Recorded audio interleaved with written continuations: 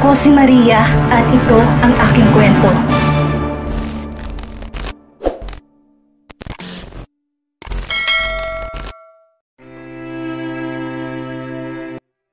Ferlita's POV. Pagkarating ko sa bar, agad kong binigay ang susi ng kotse ko sa parking boy na naroon. Napansin ko mga reporters nakaabang sa labas na naturang lugar. Mabuti na lang nakasuot ako ng sombrero kaya di ako nakilala ng mga to. Tsaka mabuti na lang din, hinaharang to ng mga bantay kaya hindi nakakapasok ang mga to sa loob. Sumalubong sa ilong ko ang amoy ng alak at usok ng sigarilyo. Patay sindiman ng ilaw, sapat na yon para makita ang kapaligiran. Pero katakatakang walang ingay sa loob. Nasaan ang mga tao? Na makapasok ako ay napansin kong nagkalat na basag na bote sa paligid. May napansin din akong nagkalat na dugo. Hindi ito dapat pero bigla akong kinabahan at nag-alala para kay Jeremy. Para kung sa kanya galing ang dugong naririto. Kailangan niyang magamot kaagad? Ganon na lamang ang panlalamig at paninigas ng aking katawan nang makita ko si Trixie nakatayo sa tabi ni Jeremy. Naglalaro ang kakaibang ngiti sa labi ng babae na parang tinutuya ako. Nagsimulang bumagal ang galaw ng lahat. Lumalabong lahat ng nasa paligid ko. Sumisikip ang dibdib ko at lahat ng nararamdaman ko ngayon ay pamilyar. Ganito ang pakiramdam ko nang mapahiya ako 5 taon nang nakakaraan. Pakiramdam ko parang pinagkaisahan ako ng lahat. Pinatatag na ako ng panahon. Tumibay ako. Pero bakit ngayon nanliliit ako sa tingin nila sa akin? Para akong langgam sa gitna ng karamihan. Panunuya, pagtataka, kanilang tawanan. Di ko alam alin sa mga yon ang tingin nila pero sigurado ako sa isang bagay. Si Trixie, tinatawanan ako. Nakita ko sa gilid ang driver ni Jeremy. Nakayoko at nakokonsensya. Inutusan ba ito ni Trixie para papuntahin ako dito? Kumuyom ang kamay ko. Pumikit ako at inisip ko ang anak ko. Di ako dapat manliit ngayon dahil hindi ako dating Ferlita na madaling masaktan at tabla ng gantong kakaibang klase ng pagkapahiya. Kumpara sa pinagdaanan ko sa nakarang 5 taon, sisiw na lang to sa akin. Bumuga ako ng hangin, buong matapang na dumilad. Kailangan kong umalis bago pa makatawag pansin sa press ang pagdating ko dito. Natigil ako sa pag-alis na maramdaman ang pagpulupot na matipunong bisig sa aking bewang. Ferlita, huwag mo akong iiwan. Ayokong mag-isa. Para akong dinibdiban nang marinig ang nagmamakaawang boses ni Jeremy. Parang hirap na hirap siya. Nanginginig ang boses. Puno yung sakit na hindi ko narinig at nakita sa kanya kahit kailan. Humigpit ang yakap niya sa akin. Parang takot na takot akong pakawalan ang nanginginig ang kanyang katawan. Bitawan mo ako, Jeremy. Hindi to maaari. Hindi. Sigaw ng isip ko pero di ko makuhang gumalaw. Lahat ng tapang na inipon ko ay tinangay ng hangin, parang bulang naglaho. Nagahalo ngayon ang kasiyahan at kalungkutan sa puso ko. Bakit ngayon lang niya sinabi ang katagang gusto kong marinig sa kanya? 5 taon nang nakakaraan. Bakit ngayon lang kung kailan huli na ang lahat?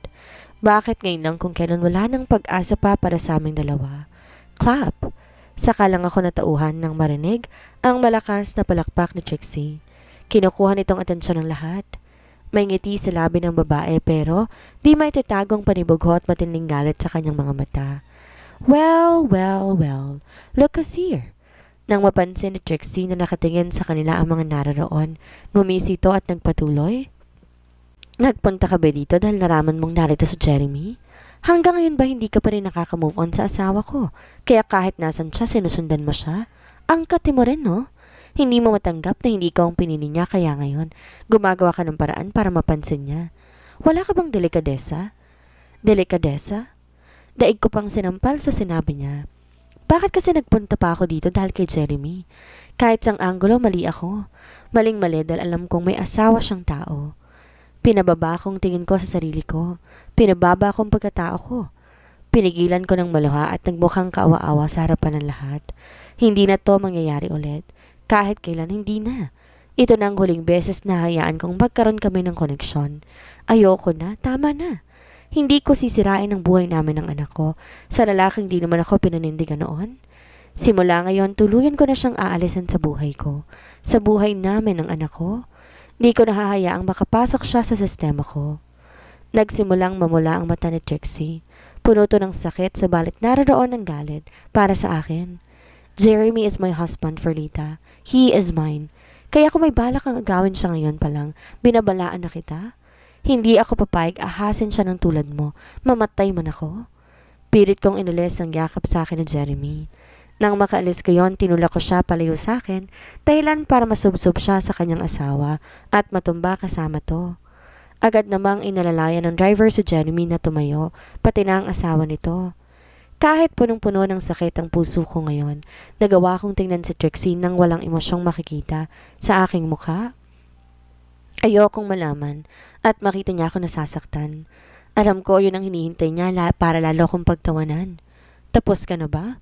Malamig kong tanong sa kanya. Masyado kang takot na takot maagaw ang asawa mo. Bakit? Natatakot ka ba na maahas sa yung taong inahas mo din? Ano? Inisihan ko siya na may halong panunuya. Gusto kong maramdaman niya ang pakiramdam ng tingnan ng ganito. Hindi ako nagpunta rito dahil sa asawa mo. Kaya makakahinga ka ng makakatulog ng mahimbing. Sayong-sayo ng asawa mo.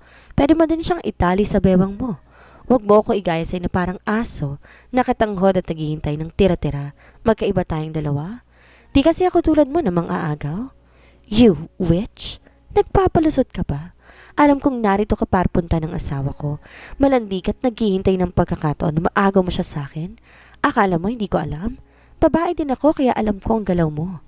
Napahinto si Trixie na makita na lumapit na si Dexter sa akin. I'm sorry kung pinapunta kita rito, baby. Yumakap siya sa akin at bumulong. Buti na lang narito ako ngayon. Kundi sino na nang sasagip sa mahal kong si Ferlita. Kung sa ibang pagkakataon lang, matatawa ako at iirapan siya. Pero di ko magawang matawa ngayon. Lamang ang sakit ng kalooban ko.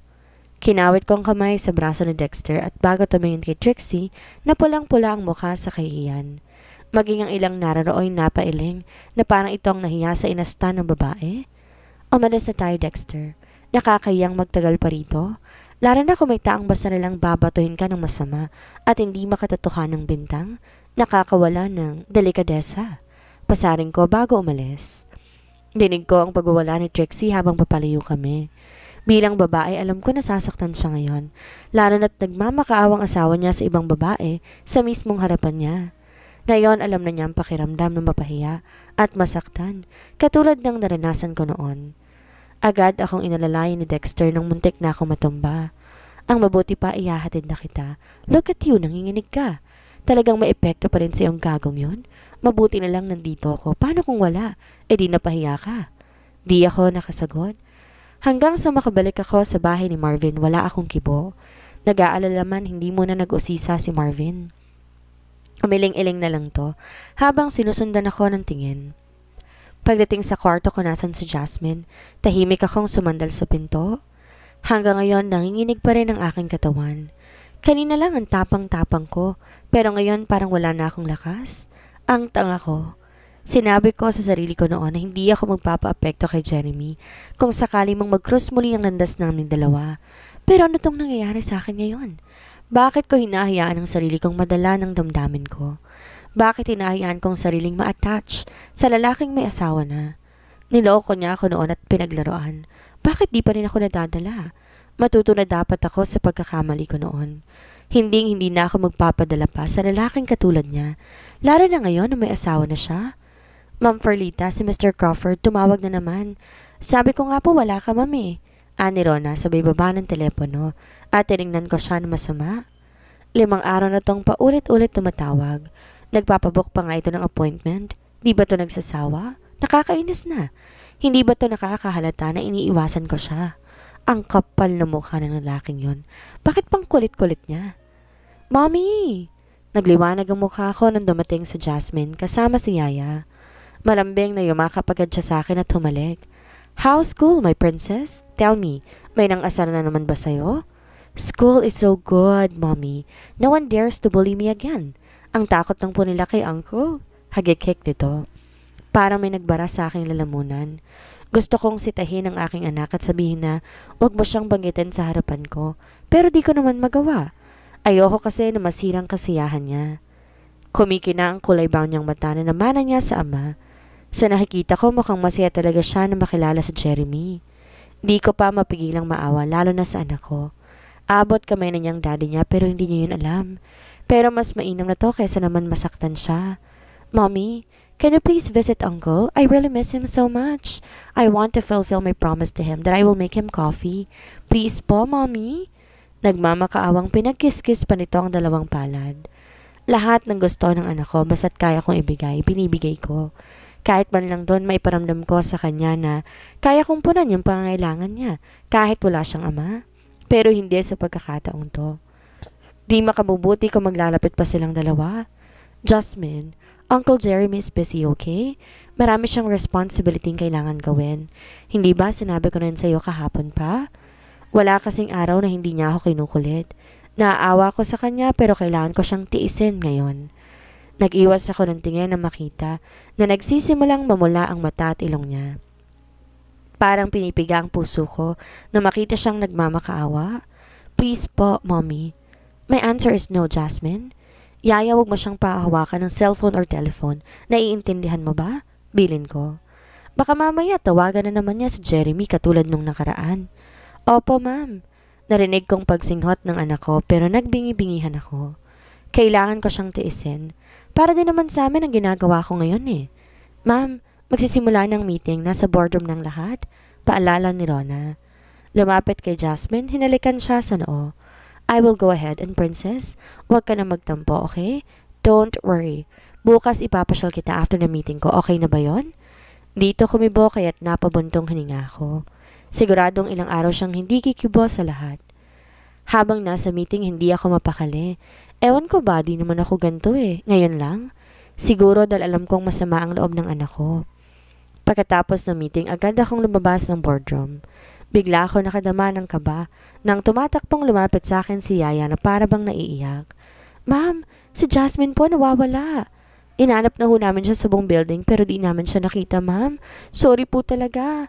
Paglabas ko po ng banyo, wala na siya eh. Umiiyak pang paliwanag ni Yaya. Pinacheck mo na bang CCTV, Rona? Pilit kong pinapakalma ang aking sarili pero hindi ko magawa. Nabasag pa rin ang aking tinig dahil sa pag-aalala. Opo, ma'am. Nakita pong lumabas siya ng building.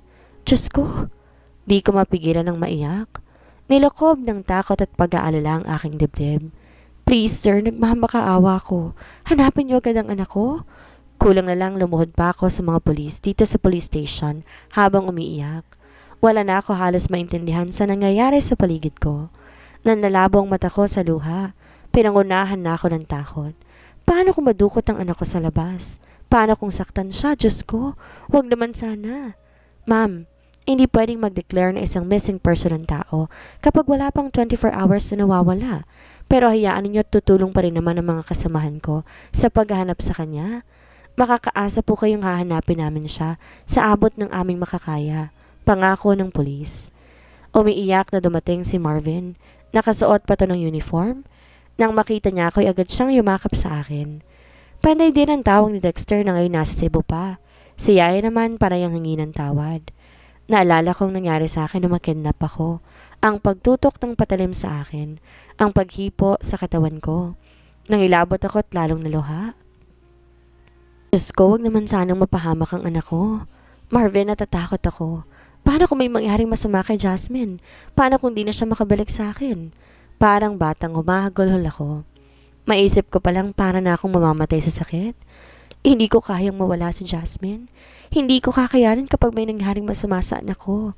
Si Jasmine ang buhay ko, ang kayamanan ko, na hindi ko kaya ipagpalit sa kahit ano. Siya ang kalakasan ko at kahinaan ko. Siya ang dahilan kaya lumalaban ako sa buhay. Jasmine anak, sana ligtas ka? Jeremy's POV.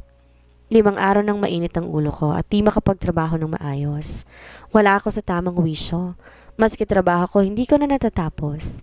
Di mawala sa isip ko si Ferlita. May alaalang lumilitaw sa isipan ko na niyakap ko siya. Mukhang panaginip lamang yon. Sa kagustuhan kong makasama siya kung ano-ano nang lumilitaw sa isipan ko. What? Halos maglabasan ang ugat ko sa leeg sa sobrang galit nang marinig ang sumbong ng driver kong si Tom. Pasensya na sir. Hindi ko ginustong papuntahin doon si Ma'am Ferlita pero mapilit si Ma'am Trixie. Binabantaan niya akong tatanggalin sa trabaho kung hindi ako susunod sa kanya. Napakadilim na mukha ko nang lumabas ako ng kotse. Sa loob ng 5 taon naming pagiging mag-asawa, ngayon lamang ako pumunta sa working place si Trixie. Lahat ng madaanan ko'y takot na napaiwas sa dilim ng aura ko. Galit na galit ako kay Trixie ngayon. Gusto ko siyang saktan dahil sa ginawa niyang pagpapahiya kay Ferlita. Jeremy! Napaawang ang labi ni Trixie nang makita ko. Tuwang-tuwa pa siyang lumapit sa akin. Di mo naman sinabing dadalaw ka sa set ko ngayong araw. Aray! Nasasaktan ako! Bitawan mo ko! Halos bumuo ng daliri ko sa braso niya. Wala akong pakialam kung masaktan siya. Talagang masasaktan ka kapag inulit mo pang ginawa mo. Hindi kita maintindihan. What are you talking about? Nagmamaang-maangan ka pa? Bakit mo pinapunta si Ferlita sa bar? Hindi ba't sabi ko naman sa'yo huwag mo akong susundan kahit saan ako magpunta? Di pa ba marino sa iyong relasyon na meron tayong dalawa? O baka gusto mo ipaalala ko sa'yo? Agad na nangilid ang luha ni Trixie. Puno ng sakit niya akong tiningnan. Asawa mo pa rin ako, Jeremy. Baka nililimutan mong kasal pa tayong dalawa. Kung nagawa mo yun dahil sa selos ko. Kung pagpapakasawa ka lang sana sa akin, hindi ko yun gagawin. Muli itong napaigik sa sakit. Let me go, you're hurting me. Hindi lang itong magagawa ko sa'yo. Oras na gawin mo ulit yun sa kanya, Trixie. You should know your place from the start. Tandaan mo, asawa lang kita sa papel. Nakakalokong umitito sa kabila ng sakit. Asawa mo nga ako sa papel. Siya, wala naman kayong relasyon, diba? Baka nakakalimutan mo. Pinili mong saktan siya noon, Jeremy. Pinili mong maging duwag kaysang sabihin sa kanyang totoo. Napahiyaw sa takot ang mga naroon nang sakalin ko siya. Talagang inuubos niyang pasensya ko. Jeremy, hindi ako makahinga. Hinabol niyang hininga niya na padaskol ko siyang bitawan. Nanginig ako sa galit habang naglalakad pabalik sa parking lot. Ang mga sinabi niya sa akin parang kutsilyo, bumabaon sa dibdib ko. Siguro nga naging duwag ako. Mas nainaig ang takot ko noon, pero wala akong pinagsisihan. Kung ibabalik ko sa karaan, ganun pa rin ang gagawin ko. So utos ko kay Tom. Di ko na kaya magtiis. Gusto kong makita si Ferlita. Gusto kong marinig ang boses niya. Wala akong pakialam sa sasabihin ng iba. 2 buwan na lang naman matatapos ng lahat ng meron sa amin ni Trixie. Sandali, Tom. Ihinto mo sa gilid. Pigil ko kay Tom na makita ang pamilyar na batang nakaupo sa gilid ng kalsada. Ayokong isipin na si Jasmine na nakita ko pero para makasigurado bumaba na ako. Shit! Ilang beses akong napamura nang matiyak na siya nga ito. Jasmine, what are you doing here? Uncle Jeremy! Para akong dinibdiba na makita ang mukha niyang luhaan. Bigla, nagbalik sa aking alaalang luhaang mukha ni Ferlita, 5 taon nang nakakaraan. Kumirot ang dibdib ko. Nasasaktan ako. Uncle, I'm scared. I tried looking for you but I couldn't find you. I've missed you, Uncle. Please, come live with us at home. Gusto po kitang makasama. Gusto ko po maging daddy ka. Sumisigok na pagmamakaawa niya habang nakayakap sa binti ko. Wala akong maapuhap na sasabihin dahil nagulat ako. Please, Uncle, talk to Mom. I want you to be my daddy. Please po. Bumuntong hininga ko. Humawak ako sa balikat niya. Niluhod ko ang isang tuhod ko sa kanya para pantayan siya. You run away? Di siya sumagot. Tanging yumuko lamang ng ulo. Jasmine, you knew it's bad, right? Paano ko nag-aalala ng mommy mo ngayon sa'yo? Gusto mo bang makita siyang umiiyak dahil sa pag-aalala? Inawakan kong pisngi niya, tinaplos ito. Hindi dapat natin pinag-aalala ang taong mahalaga sa atin, Jasmine. Hindi natin dapat sila sinasaktan. But she doesn't want you as my daddy. Para akong sinikmuraan sa sakit, pero di ako nagpahalata. Pero masisisi ko ba siya gayong wala naman akong dinulot kung di sakit sa kanya? It doesn't matter if she does not want me to be your daddy. Ang mahalaga, para sa akin, para na kitang anak. Is it enough, right? Talaga po? Natatawang pinahid kong luha niya at marahang pinisil ang pisngi niya. Yes. Kumunot ang noo ko nang itaas niyang hiniliit. Mag-promise ka muna para maniwala ka. Promise me that you would never leave me and mommy. That you would never hurt us. Di ko na malayan nakatulala ako habang nakatingin sa daliri niya.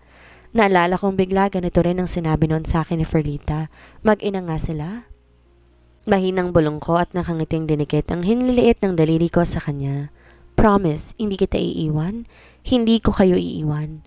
Hindi ko nasasaktan si Ferlita. Itatamo ko ng lahat ng pagkakamaling ginawa ko noon. So, Daddy Uncle, can we eat ice cream before I return home? Napanguso siya nang umaling ako. Why po? You should promise to me also. Promise that you won't do it again. Don't let your mommy cry because she's worried. Is that clear? She feels guilty as she nods. Regret is evident on her cute little face. Yes, Daddy Uncle, promise I won't do it again. Nakangiting ginulokong buhok niya. Daddy Uncle? Masarap marinig sa labi niya mga salitang iyon. Di ko maiwasang hilingin sana ako na lang talaga ang daddy ni Jasmine. Mommy! Jasmine? Anak! Umiiyak, tumakbo agad si Ferlita para salubungan si Jasmine nang makita ito. Agad nagunahan sa pagdulong luha sa maganda nitong mukha. Banaag ang labis na pag-aalala nito para sa anak. Diyos ko, akala ko may nangyari na sa'yo, pinag-alala mo si Mommy. Napahikpe si Jasmine na makita ang luhaang mukha ng kanyang ina. Sorry po, Mommy. Sorry po, pinag-alala po kita. Hindi ko na po uulitin. Sorry, Mommy, dahil naging bad girl po ako. Nagsisisi po ako. Dahil po sa akin kaya umiiyak ka. Sorry po, Mommy. Habang nakayakap si Ferlita kay Jasmine, di ko maiwasang tingnan ang kalagayan niya.